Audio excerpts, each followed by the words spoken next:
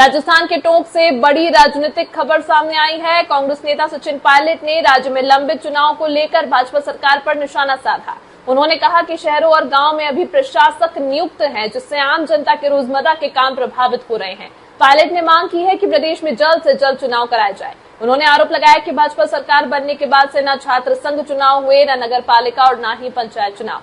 सचिन पायलट ने सवाल उठाया कि आखिर निर्वाचन आयोग और सरकार इस मुद्दे पर चुप क्यों है। अब देखना होगा कि इस बयान के बाद प्रदेश की राजनीति में क्या हलचल होती है।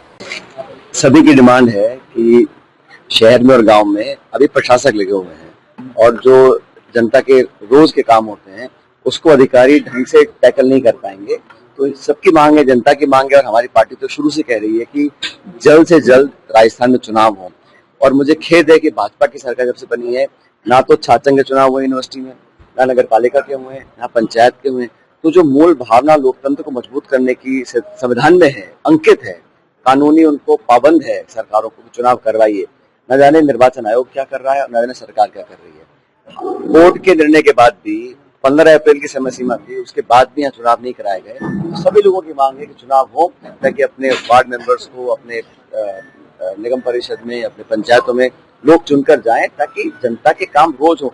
अब छोटे छोटे कामों के लिए कलेक्टर्स भी काम नहीं कर पाएंगे, सब जानते हैं। इसलिए लोगों में काफी एक रोष भी है कि बेवजह चुनाव टाले जा रहे हैं। सभी का मन है कि चुनाव हो और मैं जानता हूं कि भाजपा की सरकार चुनाव कराना नहीं चाहती। चुनाव होंगे तो परिणाम उनके पक्ष में आने वाले नहीं है। इस डर से वो बार बार बहाने मारकर चुनावों को टालते हैं। सबका मन है, हम कोर्ट कचहरी का रास्ता भी अपनाएंगे और दबाव बनाएंगे कि चुनाव हो। बाकी यहाँ जो आम जन समस्या रहती है उसका निराकरण करने के लिए लगातार मैं अधिकारियों को संपर्क में हम रहते हैं और काम चल रहा है। लेकिन प्रदेश में मैं जिन गांव में कल गया, किसी भी गांव में नरेगा का कोई लगभग समाप्त है।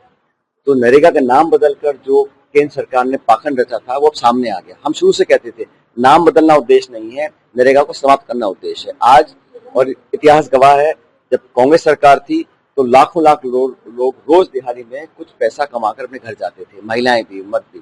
आज राजस्थान में लगभग नरेगा बंद होगा, पूरे देश में हालात हो गए हैं।